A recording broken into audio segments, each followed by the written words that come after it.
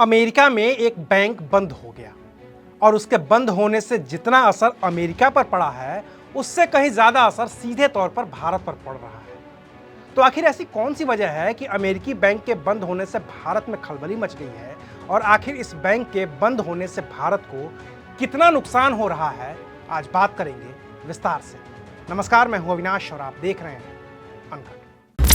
America में 10 मार्च को जो बैंक बंद हुआ है उसका नाम है सिलिकॉन वैली बैंक और पैसे के लिहाज से बात करें तो ये अमेरिका का 16वां सबसे बड़ा बैंक है।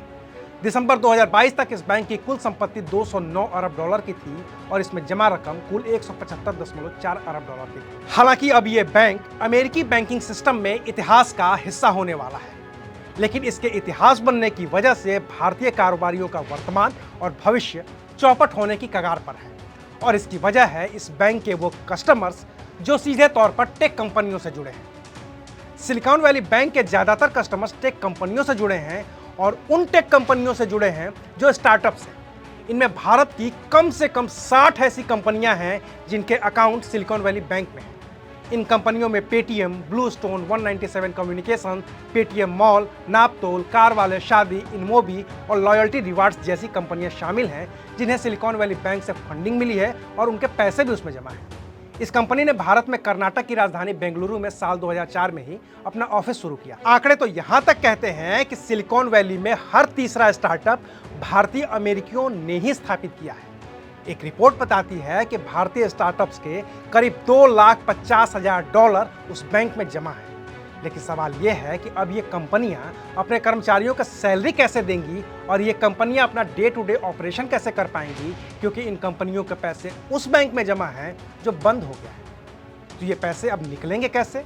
अब भारतीय स्टार्टअप्स को फंड कौन करेगा और जो स्टार्टअप्स चल रहे हैं वो अपने कर्मचारियों को सैलरी कैसे देंगे? ये सवाल बड़ा है जिसका जवाब आने वाले दिनों में मिलेगा। बाकी बैंक में कुल जमा रकम करीब 175 अरब डॉलर की है, तो उसे भी लोग निकालेंगे ही निकालेंगे।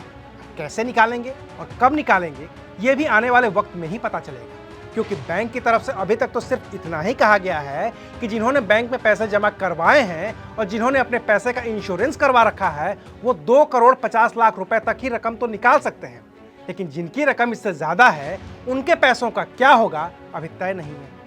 हालांकि 40 साल पुराने इस बैंक की हालत देखकर अमेरिका ही नहीं बल्कि दुनिया भर के तमाम और बैंकों में भी दहशत है और हो सकता है कि आने वाले दिनों में इसके गंभीर परिणाम भी देखने को मिल जाए। वहीं भारतीय स्टार्टअप्स को बड़ी परेशानी से बचाने की कवायद भी शुरू हो गई है और इसकी पहल की है सूचना और प्रौद्योगिकी के केंद्रीय राज्य मंत्री राजीव चंद्रशेखर ने।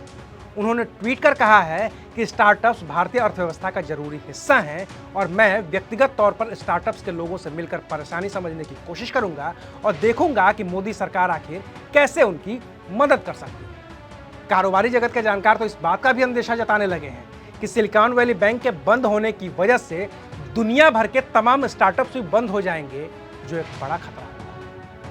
आज के लिए बस इतना ही, फिर मिलेंगे एक नई खबर के साथ। देखते रहिए अनकट।